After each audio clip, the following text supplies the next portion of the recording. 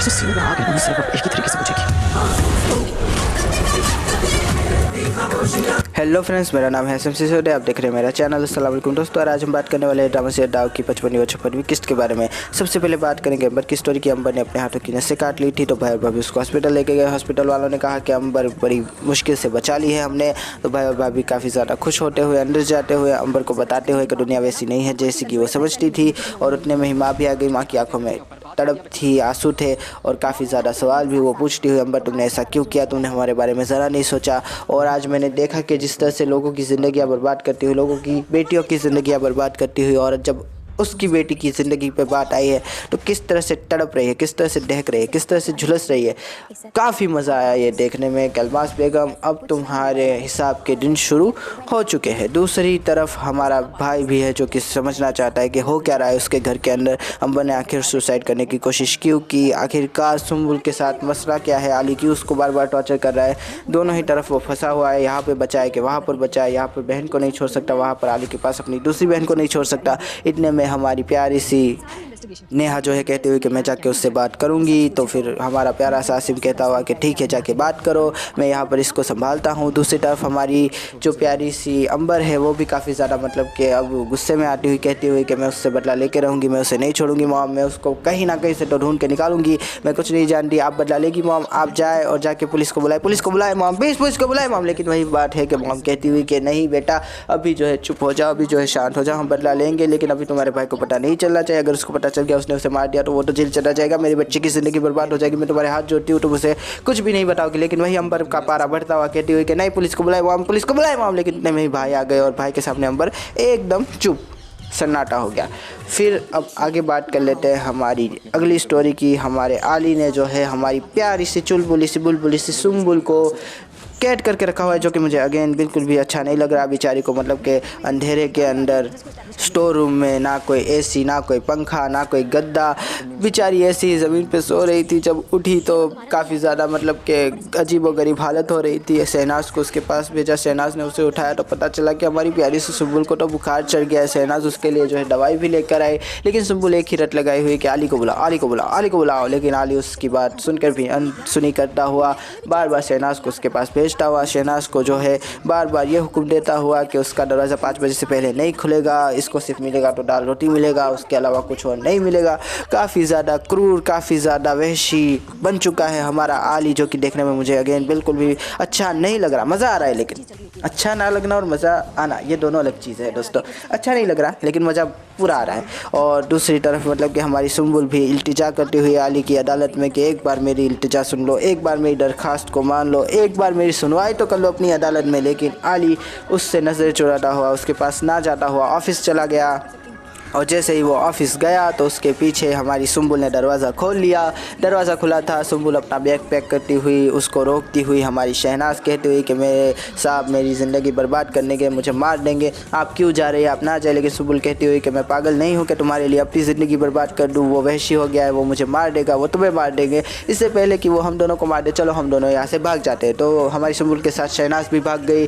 बीच में मतलब कि फ़ोन आया, दोनों ही टेंशन में। सुम्बुल ने कहा कि जाओ जाके फ़ोन उठाओ। शहनाज ने फ़ोन उठाया तो फ़ोन लाइन वालों का था, कह रहे थे कि लाइन ठीक हो गई है। शहनाज ने कहा लाइन ठीक हो गई है और फिर दोनों ही मतलब कि वहाँ से भाग गए। भागते ही सीधा पहुँच गए हमारे प्यारे से भाई के पास। और भाई के पास जाते ही वो जो है सुम्बुल ने अपनी सारी की सारी दुखड़ी, अपनी सारी की सारी दास्तान, अपनी सारी की सारी कहानी उसको बता दी, कहती हुई कि आली ने मेरे साथ बहुत बुरा किया है भाई, आली पागल हो गए भाई, आली वहशी हो गए भाई, आली को पता नहीं क्या हो गया है भाई, आली ने सिर्फ मुझसे बदला लेने के लिए शादी की थी, आली मुझसे बदला ले रहे थे भाई, वो काफ़ी ज़्यादा क्रूर, काफ़ी ज़्यादा वहशी हो चुके हैं भाई। लेकिन भाई कहता हुआ कि इसके पीछे कोई तो कारण होगा, आखिर क्या कारण था, क्या कारण था। लेकिन अल्मास बेगम इतने में ही मतलब कि हड़बड़ाती हुई कहती हुई कि बेटा बेटा उसके पास जाने की क्या ज़रूरत है, बेटा बेटा ये कहने की क्या ज़रूरत है, अभी तो तुम्हारी हालत ख़राब है, तुम चली जाओ। लेकिन तभी बेटा कहती हुई कि वो कह रहे थे कि मम्मा ने उसकी बेटी की मम्मा ने उसकी बहन की ज़िंदगी बर्बाद कर दी है भाई, उसने उसकी शादी शाद से करवा दी। तो भाई कहता हुआ शाद, वो घटिया इंसान, वो ख़राब इंसान, वो वहशी इंसान, वो जाहिल इंसान,